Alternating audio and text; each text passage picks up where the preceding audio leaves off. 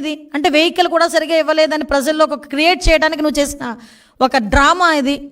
ఆ రోజు చంద్రబాబు నాయుడు గారికి ఇంకో విషయం చెప్పనా, ఆ రోజు చంద్రబాబు నాయుడు గారికి నువ్వు ఇచ్చింది టాటా సఫారీ, ఈ రోజు కూడా ఒక సీఎంగా ఉన్న వ్యక్తి హైదరాబాద్ వెళ్ళినా ఢిల్లీ వెళ్ళినా టాటా సఫారీ ఎక్కుతారు, బుల్లెట్ ప్రూఫ్ కారు. ఒక ఎక్స్ సీఎంగా నీకు ఒక bullet proof car Tata safari ఇచ్చారు. నీకు ఎక్కడ తక్కువ చేశారు? నీకు నచ్చలేదు. ఎందుకు నచ్చలేదు? బయట ఉన్న ప్రజల్ని కనిపించట్లేదు, నీ ఎక్స్ప్రెషన్స్ కనిపించట్లేదు, నీలో నా మహా నటుడు కనిపించట్లేదు. నువ్వు బాధపడిపోయి నువ్వు వేరే కారు ఎక్కావు. నువ్వు వేరే కారు ఎక్కినా కూడా బీపీ కారు వెనకాతలు వచ్చింది, నీ వెనకాతలు తిరిగింది. అది ఎక్కడ కూడా ప్రోటోకాల్ కూడా వైలేట్ చేయలేదు, నీకెక్కడ కూడా సెక్యూరిటీ తగ్గించలేదు, నిన్నెక్కడ కూడా ఇబ్బంది పెట్టలేదు, నీ ఇంటి మీదకి ఎవడు దాడికి రాలేదు, నువ్వు ఎక్కడికైనా వెళ్తానంటే పోలీసులతో తాడులు కట్టలేదు. సో ఎక్కడ ఆటవిక పరిపాలన జరిగిందో ఒక్కసారి నువ్వు నేను చర్చించుకోవాలి. ఈరోజు ఈ సిచ్యువేషన్స్ అన్నిటి గురించి కూడా నువ్వు వెళ్తున్నావు. సెక్యూరిటీ విషయంలో గురించి చూద్దాం. అసలు యాక్చువల్గా సెక్యూరిటీ రివ్యూ కమిటీ అని చెప్పి ఎస్ఆర్సీ అని ఒకటి ఉంటుంది, అందులోనే ఐబీజీఐడి రెండు ఉంటాయి. వాళ్ళు ఫిక్స్ చేస్తారు అంత ఎవరికి ఎలాంటి సెక్యూరిటీ కావాలి, ఎవరికి ఎలాంటి సెక్యూరిటీ ఇవ్వాలి అనేది వాళ్ళు ఫిక్స్ చేస్తారు. సో వాళ్ళు ఫిక్సేషన్ ప్రకారం కూడా నువ్వు వెహికల్ ఎక్కావు, నీకు బీపీ వెహికల్ నీకు పంపించారు, సఫారీ పంపించారు, అది దిగిపోయావు. నీకు థ్రెట్ లేదా? రేపు పొద్దున్న ఏం చేస్తావు? ఎవడో నీ మనిషి ఏదో రాయి విసిరించుకుంటావు. నీకు అలవాటు కదా గులకరాలతో ఆడుకోవడం, కోడికత్తులతో ఆడుకోవడం. ఒక రాయి విసిరించుకుంటావు, అదిగో చంద్రబాబు నాయుడు గారు చేయించారని చెప్పి మళ్ళీ మాట్లాడడానిక?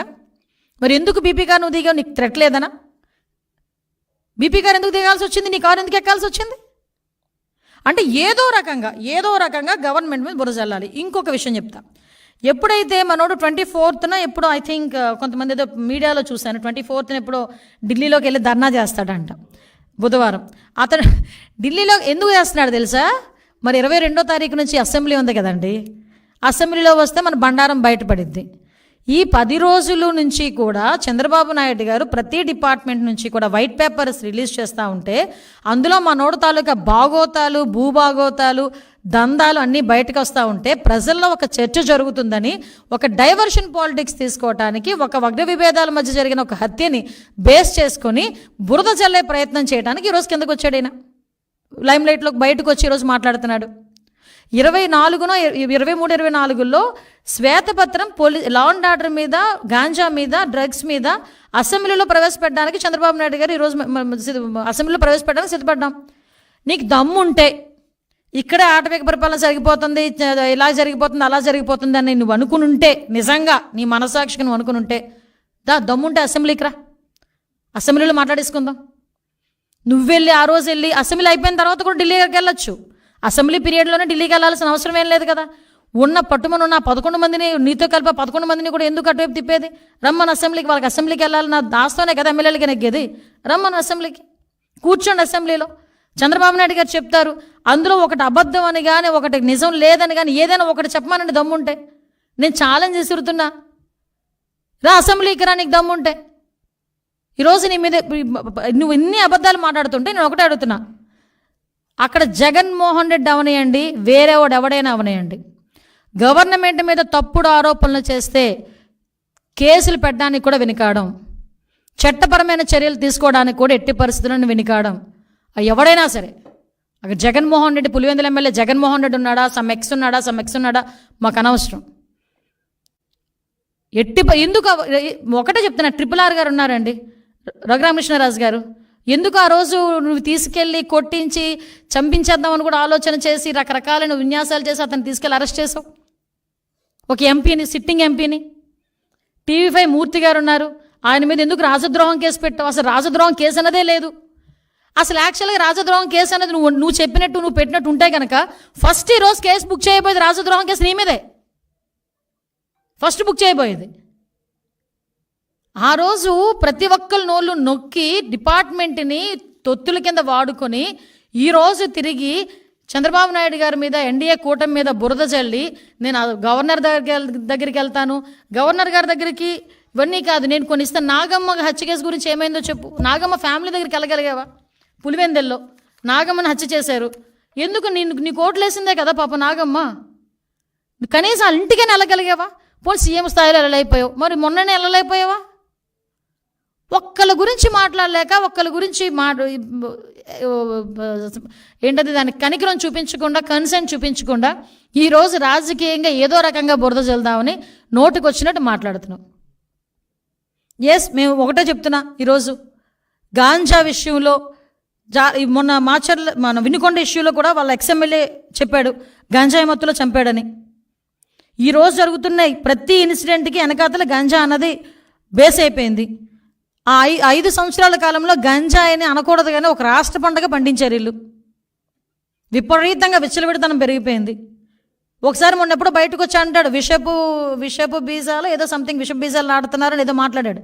అరే ఆల్రెడీ నువ్వు నాటేసావు విషపు బీజాలు. 5 సంవత్సరాలకే 5 సంవత్సరాల ముందే నువ్వు నాటేసావు విషపు బీజాలు లాస్ట్ 5 yearsలో. దాని తాలూకు అవశేషాలు ఇప్పుడు కొన్ని బయటపడుతున్నాయి. వాటిని ప్రక్షాళన చేసుకోవాల్సిన బాధ్యత మా మీద ఉంది. డిపార్ట్మెంట్ కూడా ప్రస్తుతం వరకు ఏమైపోయిందంటే, ఇంతవరకు డిపార్ట్మెంట్ కూడా కొంతమంది ఇప్పటికీ పరదాలు కట్టడానికి బారికేడ్లు వేయడం పరిస్థితి అయిపోయింది. అది కాదు, వాళ్ళు కూడా రంగంలో దిగుతున్నారు డిపార్ట్మెంట్ వాళ్ళందరూ. ఎస్పీల గురించి ఎంత ధైర్యం ఉంటే ఎస్పీల గురించి పేర్లు పెట్టి మాట్లాడతాడండి. ఆవిడ రెడ్డెడ్ మంచోడట, తర్వాత వచ్చిన శ్రీనివాస్ మంచోడు కాదంట ఆ పల్నాడు ఎస్పీల గురించి. అంటే ఇక్కడ ఎంత విషయాన్ని కక్కాలని చూస్తున్నాడో ప్రజలందరూ కూడా అర్థం చేసుకోవాలి. దయచేసి ఒకటే చెప్తున్నానండి, ఈరోజు రాజారెడ్డి రాజ్యాంగాన్ని ఆ రోజు అమలుపరిచి ఈరోజు చంద్రబాబు నాయుడు గారు యాజ్ పర్ రూల్ ప్రకారం వెళ్తూ ఉంటే మాట్లాడుతున్నాడు. సంక్షేమ కార్యక్రమాలు అమలు చేయలేదు, దానికి వేరే ప్లాట్ఫామ్ ఉంది, వేరే రకంగా మాట్లాడుకోవచ్చు. ఇది ఎందుకు రెండు కలిపేసి నాన్న రచ్చ చేసేసి ఏదో రకంగా ఫ్రస్ట్రేషన్ అందరూ బయటపడేసుకుంటాం. నేను మాత్రం ఒకటే చెప్తున్నానండి, ఎవరైనా సరే గవర్నమెంట్కి వ్యతిరేకంగా కాదు, గవర్నమెంట్ని టార్గెట్ చేస్తూ తప్పుడు సమాచారాలతో మాట్లాడితే గనక అది జగన్మోహన్ రెడ్డి అవనేయండి, ఏ రెడ్డి అవనేయండి, ఎవడైనా అవనేయండి, చట్టపరమైన చర్యలు తీసుకోబడతాయి. చట్టపరంగా వాళ్ళ మీద చర్యలు తీసుకుంటామని క్లియర్గా మొత్తం చెప్తున్నాం.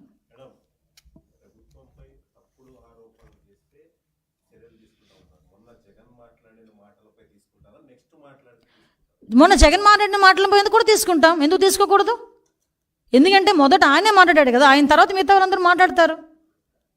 ఆయన మాట్లాడినప్పుడు మేము ఊరుకున్నాం అనుకోండి, మిగతా వాళ్ళు వచ్చి మాట్లాడతారు. మేము ఎందుకు ఆ ఛాన్స్ ఇవ్వాలి? మేము తప్పు చేస్తే మీరు అన్నట్టు మేము మాట్లాడకుండా ఊరుకోవచ్చు. మేము తప్పు చేయలే, ఇక్కడ తప్పు జరగల. నోటుకొచ్చినట్టు 1000, 2000, 400, 460 అని చెప్పి నోటుకొచ్చిన అంకెలు చెప్పేసి ఏది పడుతుంది మాట్లాడేస్తే ఎవరు ఊరుకుంటారు? ఊరుకోవాల్సిన అవసరం లేదు కదా.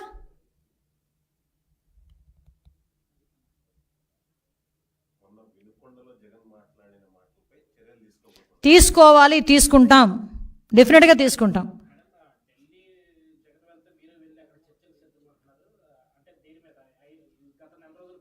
కాదండి, లాస్ట్ 5 years గురించి కూడా మాట్లాడాలి కదా. నేను ఏమంటానంటే, ఇది 45 రోజుల విషయం గురించి మాట్లాడుతున్నావు. బాబాయ్ హత్య కేసు నుంచి కోడికత్తి శ్రీని దగ్గర నుంచి మొదలు పెట్టుకుందాం. అంతకుముందు నుంచి నీ తాలూకా నేర చరిత్ర అంతా తీయట్లే, సంతోషించు.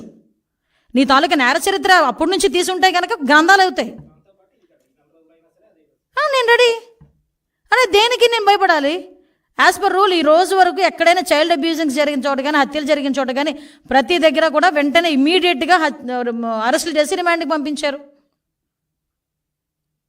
పోక్సో యాక్ట్ సంబంధించి ప్రత్యేక కోర్టులు చిన్నపిల్లల మీద జరిగిన అఘాయిత్యాల మీద ప్రత్యేక కోర్టులు ఏర్పాటు చేస్తామని సాక్షాత్తు మన సీఎం గారు బయటకు చెప్పారు. దీని మీద ఎంత ధైర్యం ఉంటే ఈరోజు ఒక సీఎం గారు రోజు వైట్ పేపర్ రిలీజ్ చేయాలండి లా అండ్ ఆర్డర్ విషయంలో. మేము తప్పు చేయలేదు కాబట్టి లాస్ట్ గవర్నమెంట్లో జరిగిన సిచ్యువేషన్స్ అన్నింటిని ఎక్స్ప్లెయిన్ చేయాలి. ఈరోజు కేవలం బీసీలు 300 మందిని హత్య చేశారు. దాని గురించి వస్తాడో రాడు కనుక్కోండి ఒకసారి. ఎస్సీలను ఎంతమందిని ఇబ్బంది పెట్టాడు, బీసీలను ఎంతమందిని ఇబ్బంది పెట్టాడు. ఒక ఆడపిల్ల అరే మా అక్కని ఏడిపించొద్దని చెప్పిన పాపానికి కిరోసిన్ పేసి తగిలెట్టేశాడే. పేరుచేరలోని ఇదే వైఎస్ఆర్సీపీ నాయకుడు ఒక మైనర్ బాలికని వ్యభిచార కూపంలోకి పంపించాడు. 6 నెలల తర్వాత ఆ పిల్ల ఇంటికి చేరి అలోలక్షణం ఏడిస్తే ఇవి ఆ రోజు అప్పుడు వరకు కూడా చర్యలు లేవు. ఒకరిని కూడా అరెస్ట్ చేయలేదు. ఇలాంటివి సంఘటనలు చాలా ఉన్నాయి. మేము చెప్పాలంటే ఎక్కడ కూడా ఏమీ దొరకట్లేదని ఒక్క వినుకొండ ఇష్యూని చేతిలో పట్టుకొని ఏదో రాద్ధాంతం చేయడానికని చూసి అక్కడేమో కన్ఫ్యూజన్ క్రియేట్ చేస్తున్నాడు. వాళ్ళతో ఫోటోలు ఉన్నాయి, వీళ్ళతో ఫోటోలు ఉన్నాయని. నేను చూపించిన లాస్ట్ 5 సంవత్సరాల్లోనే జరిగిన ప్రతి క్రైమ్లోని కూడా జగన్మోహన్ రెడ్డితో ఒక ఫోటో ఉంటుంది వాళ్ళది. ప్రతి క్రైమ్లోని జగన్మోహన్ రెడ్డిని అరెస్ట్ చేయాలి అతను చెప్పినట్టు కనుక చేస్తే. ముఖ్యంగా వివేకానంద రెడ్డి హత్య కేసులోనే చేయాలి ఆయన్ని కూడా.